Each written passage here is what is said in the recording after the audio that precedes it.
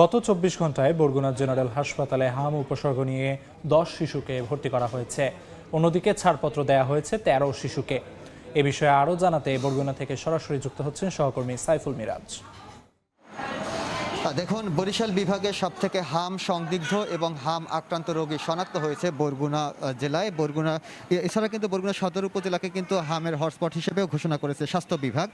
স্বাস্থ্য বিভাগের তথ্য অনুযায়ী বরগুনা জেলায় এখন পর্যন্ত ২২১ জনের হাম সংদিগ্ধ রোগীর মধ্যে ৫৮ জনের নমুনা পরীক্ষায় এখন পর্যন্ত ৩৭ জনের হাম এবং একজনের রুবেলা শনাক্ত হয়েছে। অন্যদিকে গত ২৪ ঘন্টায় নতুন করে বরগুনা জেনারেল হাসপাতালে ১০ জন রোগী ভর্তি হয়েছেন এবং এই মুহূর্তে চিকিৎসাধীন আছেন ২৬ জন।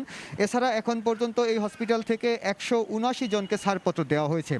স্বাস্থ্য বিভাগ আমাদেরকে জানিয়েছে টিকাদান কার্যক্রম শুরুর পর থেকে বরগুনায় হাম আক্রান্ত এবং হাম সংদিগ্ধ রোগীর সংখ্যা কমতে শুরু করে।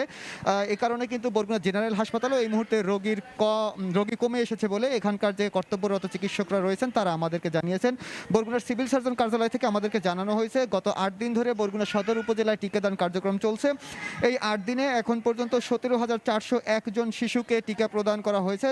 যদিও এখানে লক্ষ্যমাত্রা ছিল ১৬,৭৩৪ জন।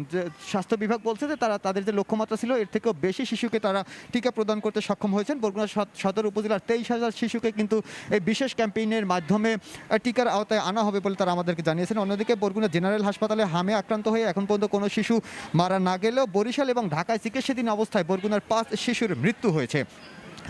তো স্বাস্থ্য বিভাগ আমাদেরকে জানিয়েছে যে এখন যেসব রোগীরা আছেন এই রোগীদের সঙ্গে যে স্বজনরা আছেন মূলত তাদের মাধ্যমে বরগুনায় হামের সংক্রমণটা ছড়িয়ে পড়ছে। কারণ হাম একটি সংক্রামক ব্যাধি এবং এখানে যেসব রোগীরা আছেন তাদের স্বজনরা স্বাস্থ্যবিধি মানছেন না এবং পরিবারের এক শিশু অসুস্থ হলে বা হাম আক্রান্ত হলে সেখানে অন্য শিশুদেরকে নিয়েও তারা হসপিটালে আসছেন।